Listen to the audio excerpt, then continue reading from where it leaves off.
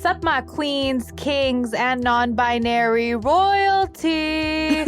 Welcome back to another episode of The Golden Queers from the Outwords Archive. Oof, what a tagline, Jae. I love it. You bet it is, and nobody better take it. I am TMing the phrase right now. All right. So who's on the agenda for today, Jae? Today, we roll out the red carpet for David Strachan, a non-binary human who is part of the they-triarchy, as you like to say, M.R, so you better TM that immediately. Currently based out of SF.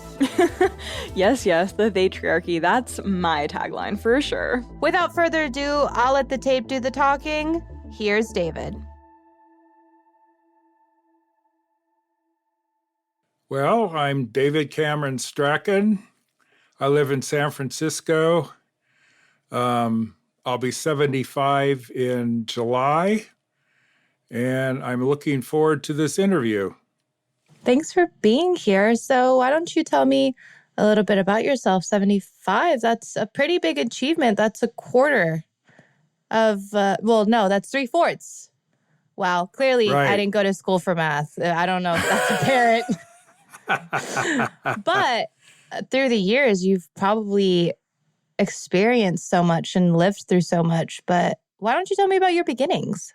Well, I was born in Canada. Mm-hmm. And my parents got tired of the cold and the snow. So when I was a year old, they moved to California. I grew up in Walnut Creek, California. I did my undergraduate work at Whitworth College in Spokane. And I taught school in Chiang Mai, Thailand when I was 23, and in Alexandria, Egypt when I was 25. I remember you were saying that you were in Egypt at the time was that Egypt at the time where they had the 6-Day War? Yes. No, I was living in Libya at the time when I was 19.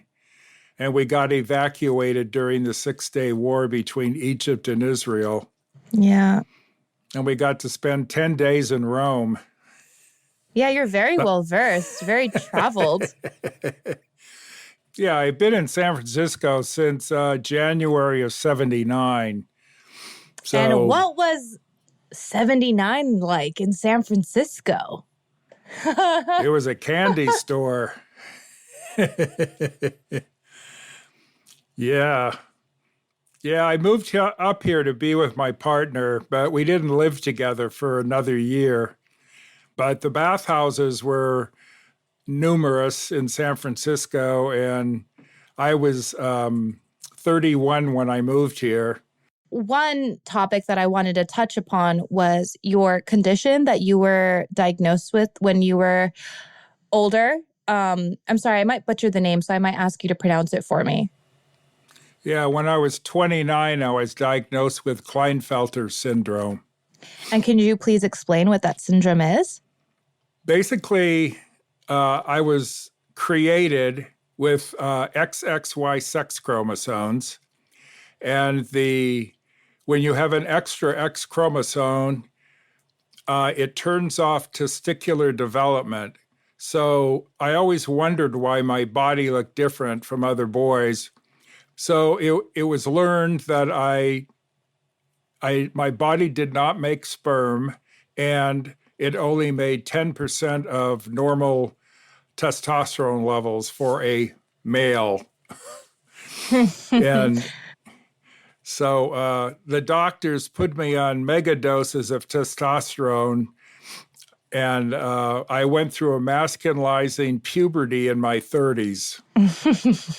And that's the same time I moved to San Francisco. So, I was just about to make the connection. Yeah. I had the energy to go to all those bathhouses where before I never knew what horny meant. And now you have a plethora of bathhouses to be horny in. Then, but not now, because they closed them in 1984 when the AIDS epidemic came about. So when you say bathhouses, you mean literally that, like a place where people went and they washed up, right? Like that was what the bathhouse was. Well, not really a bathhouse. in San Francisco was where gay men and bisexual men went to have sex and to also meet socially. Right. And to use the hot tub and, work out in the gym. So it was just a place where folks could be themselves, where they can come and they could be who they are without real shame. Yeah. But also, I feel like the 70s and the 80s in San Francisco was a very inviting time for folks who identified as queer and... Well, I would say mostly gay men and lesbians. That was sort of what we didn't know about the alphabet soup then. Well, right. That's also very true. There was a women's bathhouse called Acento on one of the streets in San Francisco. So they were very sex segregated. Interesting. But there was one place called the Sutral Bathhouse, and it was predominantly a heterosexual sex place. But on Tuesday night, they had a bisexual boogie night. Oh, I love that. The disco years. Yeah. For you yourself growing up, recognizing that, hey, I don't look like normal boys, or hey, I just don't know what horny means. Finally, when you're older and you have a name to it, that must have been a little bit relieving. Yeah.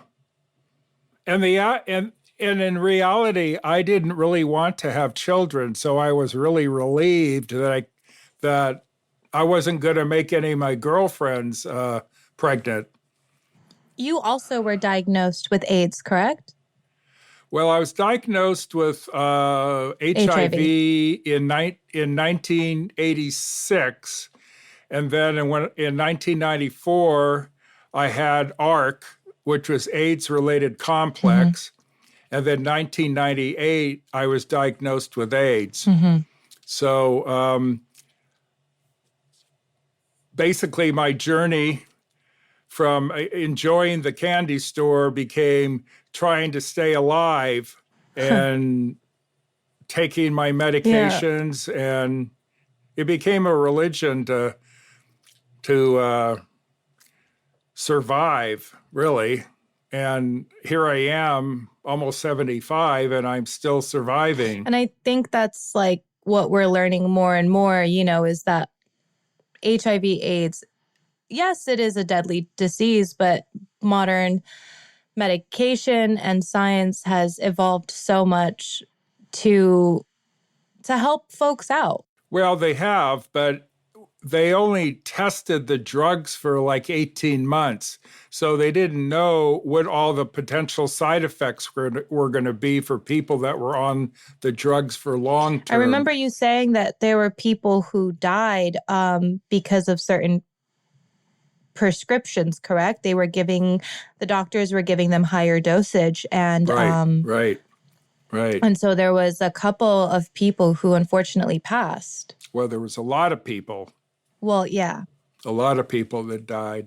I was on a low dose of AZT, but my understanding is that the people that were on the high dose died. And are you still taking AZT to this day, or is it something else now?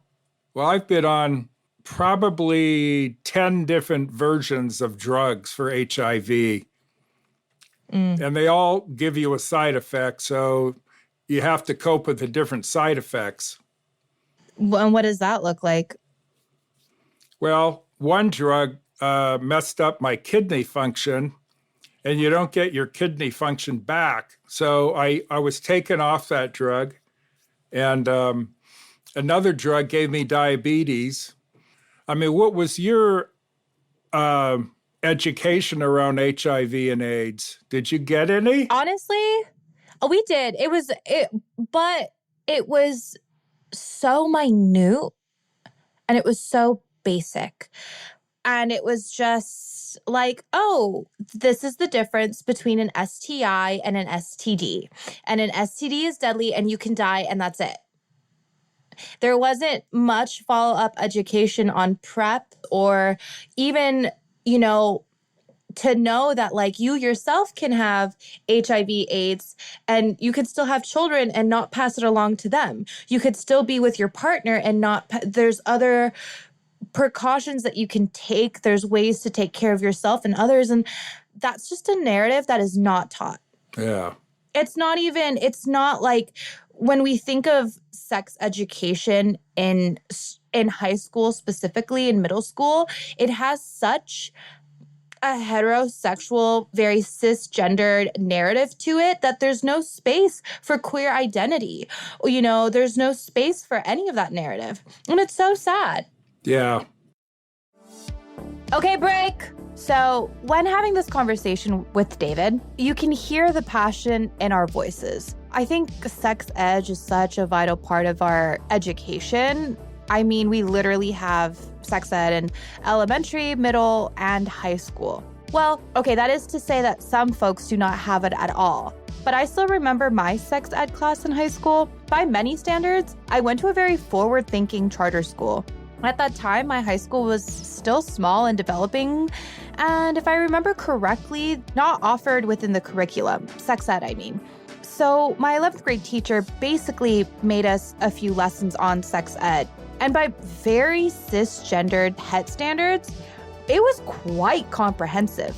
But at that time, I was barely finding myself, and my bisexuality was barely budding.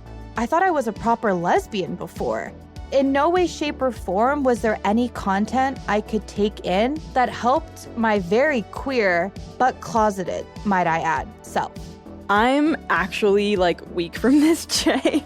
What you're describing is such a common experience. I don't even remember sex ed because I think it was one day in 7th grade and that was that. There was definitely very awkward reading from a medical and not sexy textbook. There was a banana and a condom and all of that good stuff, but definitely no talk of queerness or trans-affirming sex ed. Recently on the podcast I was producing for the last year, we did a whole episode about a high school health teacher, and let me tell you, she is the cool teacher. I had teacher envy for her students. The way that she described how she approaches teaching health and sex ed were beyond my wildest dreams for how kids could respond well to learning about often not talked about topics at home or in school. And it often falls on the shoulders of teachers to be the folks, and often the first person, to educate kids on these topics in ways that don't make them shudder and feel horrible about themselves or just extremely awkward. So hearing you and David talk about this is so important so that we can continue moving towards offering comprehensive and inclusive sex ed in schools. And now is a more important time than ever for that with the downfall of Roe versus Wade. Right. And I know certain legislature recently passed in Florida restricting LGBTQ plus conversations in schools regarding sexual orientation and gender identity in K through 3rd grade classrooms. It's honestly extremely frustrating to know that there are queer youth out there not getting the support that they need. This conversation with David honestly helped me realize how important it is to speak up. But for now, back to David.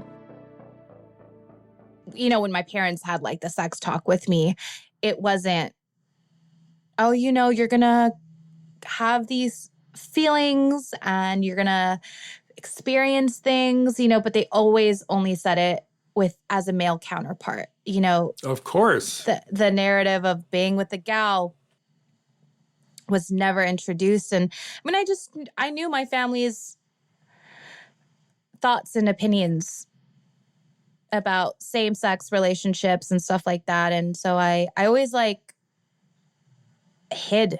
I still am. That's why I waited till it was 3 p.m. today, because my entire family is out. There's only a select handful of family members that know about my bisexuality. Do you live with your family? I do. I just moved back. I just moved back for the first time in September because of COVID. And Sure. I'm not going to lie, it is easy right now. It's very easy right now to hide my bisexuality because I am with a partner who is male. Yeah, you pass. I pass. You pass, right. I pass. But, my partner knows about my queer identity and where I stand, and he's very chill with it. I tell him, he always tells me, like, why don't you just tell your family? Because I'm just like, that's really not a battle I'm trying to fight unless I have to. Yeah. Well, they're traditionalists, correct? Oh, yeah. Yeah. If I don't even think you can call Hinduism Orthodox, but the Orthodox Hindus. Yeah. Indian literature and even Hinduism, like religious texts, are littered with LGBTQ themes. And we have androgynous gods and goddesses, these deities who are both, we talked about this, male and female. Right. And I went to college and I was able to learn about this religion that I grew up in, that I was exposed to at a very young age from an academic standpoint, rather than from the narrative of a priest preaching it to me. Yeah. I grew up always feeling oppressed in so many ways.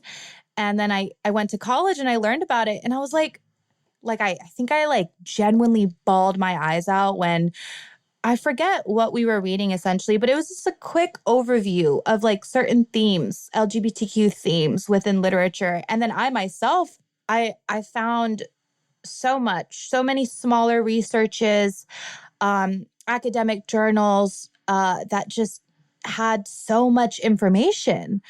And yeah, it made me so emotional. And I wanted to ask you, are you aware that in South Asian cultures, there are people that are third gender? Yeah. I don't know if what I'm about to say is correct, but I believe they're called hijras. Yes. And yeah, no. They're very revered in India. They're feared. You cannot disrespect or harm them. Right. Their words are, if they give you when sons are born in families, they invite the hijras to come and celebrate and bless the baby because that blessing is amazing. Right. And I think in Fiji, and in other South Asian cultures, there's also third gender people. I think Fa'afafini. Yes, that is Skibiti for yeah. Polynesian culture, is something that is somewhat so similar because again, it stems from a polytheistic standpoint within religion, and it's very respectful towards nature and understanding the fluidity within nature. So there's so many overlapping intersectionalities. But it's also very interesting because I look at the religion that my dad practices. Sometimes I wonder what influences come from Polynesian, Fijian spirituality or their religion and what we took from Hinduism and kind of meshed together into one. And even in New Zealand, the Maori people have, it seems like all native cultures embrace a different gender other than male and female. It's only America that has, even Native Americans had a place for us. Well, like I said, I think, with nature, there is fluidity. And I think that we as humans, we are extensions of nature. And so to disallow us this fluidity it's so rigid and it's so white man's burden, if I must say so myself. I'm trying to decolonize my mindset, and it's so hard because there's just certain things that are so deeply enrooted through us and generations that to be the generation that is trying to undo all that. Good luck. We're counting on you. We're counting on you. Thank you. I know. It's so funny. M.R and I, the other co-hosts for this podcast, and we were talking about certain past traumas that, parents inflict on their kids, and not just personally for us, but even traumas that were inflicted on our parents by their parents, and talking about how, it really was our grandparents' generation that could have made the world better, but instead they chose to repeat the cycle.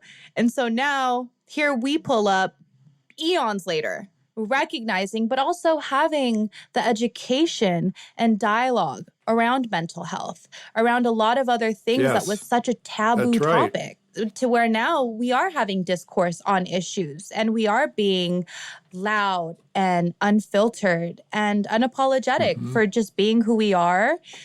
That it's like, man, our parents really had the 80s to do something about this, and they didn't. That's right. And even though we tried to educate them, a lot of them just didn't want to listen. Now I look at, my parents and some other parents, and some parents who were afraid to speak out back then feel more comfortable and learning from their children and wanting to have this discourse, because now it is more acceptable to talk about these quote unquote taboo topics. I think it's really important to learn how to love ourselves. And if we love ourselves, maybe we can love others.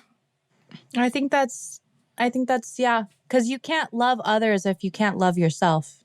That's right. That's right. So I've been spending a lifetime trying to love myself and accept myself. And it's been hard. It's been hard because I've had to go through so many different things. Learning that I had Kleinfelter syndrome was a real shock. I thought I was a freak. And then, and 20 years later, when I became the first volunteer at the Intersex Society of North America, I actually realized that Kleinfelter syndrome is actually an intersex variation. And that really helped me understand, that we're not all this or that. We're a spectrum of anatomy and gender identities and sexual expression and orientations. We're not just one or the other. Yeah. And I remember you saying that, for a lot of babies who are born, with girls, sometimes, I don't know if it's exactly this Kleinfeld syndrome, but, some girls will have a little bit of a more and larger clitoris, engorged clitoris. And so oftentimes doctors essentially mutilate and cut around the clitoris of these little girls. And I remember you telling me this, and my heart broke. Yeah. But a lot of Muslim cultures also do female genital mutilation. Circumcision. And I've always wondered, why the hell would they do that? I remember that I think there's a tribe in Africa where after a girl, I don't know if it's when she reaches puberty or her period or something like that, but they will also do genitalia mutilation as well. I believe what it is that they cut the lips of the labia. I don't exactly know the point of that. I don't remember the cultural significance, because to them, that's what it is. It's a part of their culture. It's a part of their belief system. I think it has a lot to do with erasing women's sexual pleasure. Yeah. I mean, I think that's what, I'm not going to sit here and say that's what a lot of it is. I mean, I know that, little boys in Jewish cultures are circumcised when they're first out. And I don't really think that's to mitigate their pleasure. Is it? Well, I'm circumcised, and I wish I had a foreskin, because I understand it's a lot more pleasurable during sex to have a foreskin. This is true. So I'm a little pissed, and I didn't have any choice in the matter. Right, and that's what it comes down to, right? It's that removal of choice of the individual, because a baby cannot make that choice for themselves. And that's right. Yes, some people can argue, well, that's why they have parents, but ultimately anything regarding around sex should not be placed within the hands of parents. It should be placed to the kids once they're old enough to have these conversations and to be able to make a conscious, educated decision for themselves. And you have to be of legal age to do that, which is 18. There's no discourse about this. Honestly, I think when we were having our pre-interview, you really did open up not a floodgate for me, because I did go and do my own research afterwards, but there's not many intersex people that I meet. And so, conversations around really big issues. How would you know if they were intersex? I wouldn't. Yeah, you're not looking between their legs. I'm not. And to be quite honest with you, I don't care if you are or you aren't. I am talking to you, David, because you're David. Yeah. And that's all that matters at the end of the day. Yeah, I agree. We get so caught up on whether, you got the female sign or the male sign or whatever it is. And it's like, as long as you're not a bad person and you're not doing bad things, right? Why does it matter? It doesn't matter. But unfortunately, in the medical discourse of our country, and thanks to John Money, he created this model of surgery for children that have ambiguity between their legs. And so that started a whole revolution of assigning babies male or female and then surgically altering them so they look either male or female. My gosh. And there's actually something in the medical journals that say it's easier to dig a hole than build a pole. So a lot of these kids were assigned female. You're joking. No, and a lot of boys with microphalluses were made into girls because the doctor decided that they would not be able to perform heterosexual sex.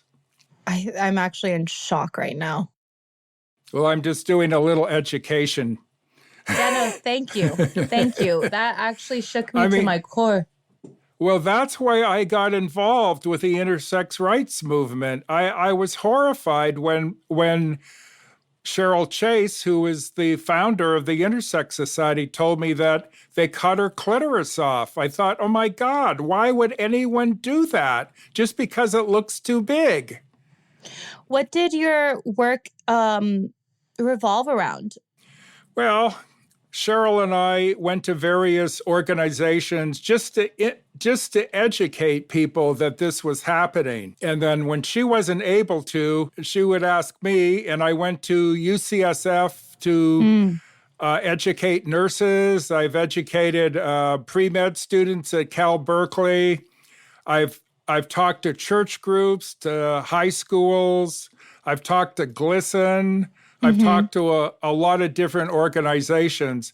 And then in 2004, the San Francisco Human Rights Commissioners asked our Human Rights Commission's LGBTAC, our advisory committee, to put on a hearing about this issue.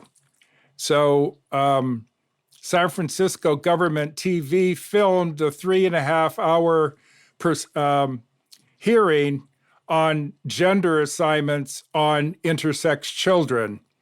And in 2005, they came out with a thing called the Intersex Report with findings and recommendations. I mean, I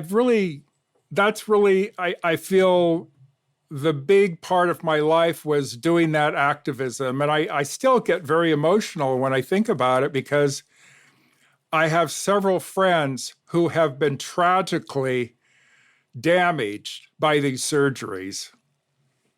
And they have to live with the outcome. It's not the doctor that has to live with the outcome. There's a really good video called, it's not the long version on a movie, it's actually a 13-minute video called XXXY. And it shows two people, Tiger DeVore and Christy Bruce, and what happened to them as children. And I believe it came out in 2002, and it played at Frameline Film Festival in San Francisco. Got it. I think it's available on YouTube. Okay. Definitely, I will check it out. Yeah. Yeah. And Christy changed their name, living in a different state, and has where they originally identified as a lesbian is now a heterosexual man, but he still has the body the doctors created. Right. And he will carry that with him Till he dies. Yeah. That removal of choice is just, it causes someone to get so angry. Well, I think it's evil. I agree. Yeah, There's no other word for it. It's just this, again, it's force feeding people this one-track mind ideology. Yeah.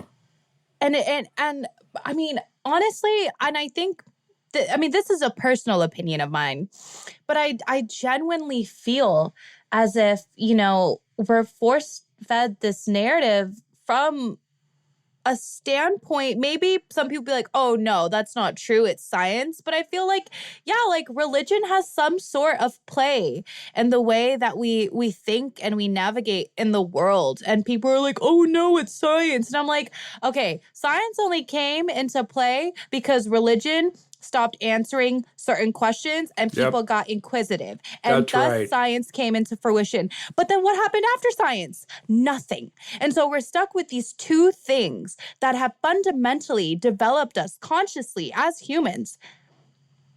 Yeah. And we've stuck with that. We can't go further than that. Well, there is the truth. That is true. Which is different.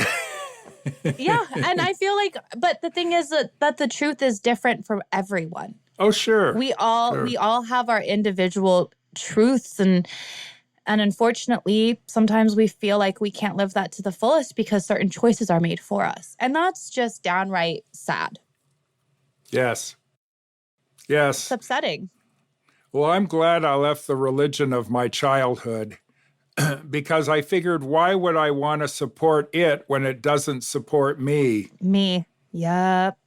What's the point? And I think for me, I think that's where I got into this weird relationship with religion, because all of a sudden, I thought it didn't support me. And then I see all this literature about androgynous deities and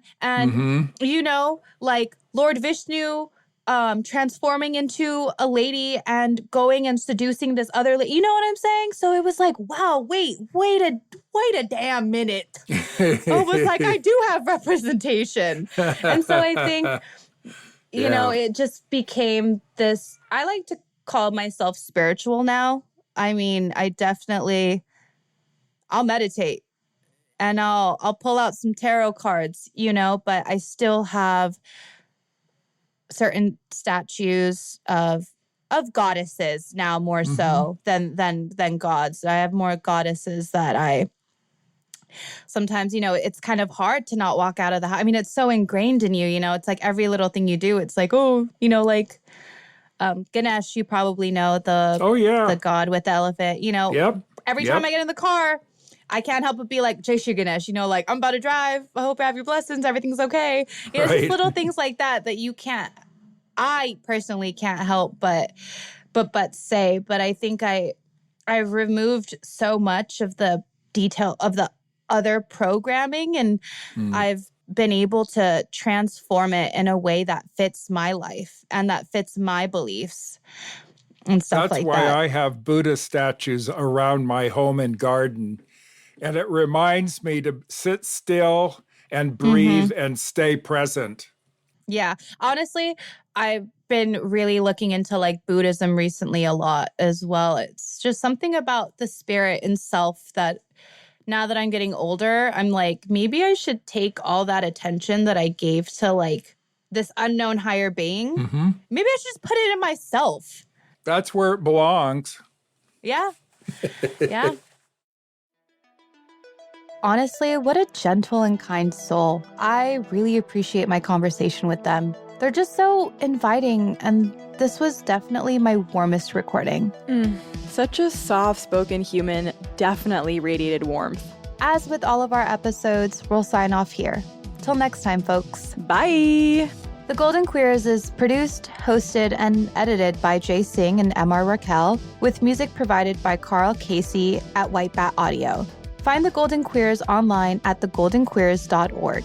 Executive producers for the Outwords Archive are Jack MacCarthy and Bliss, and Outwords Executive Director is Mason Funk.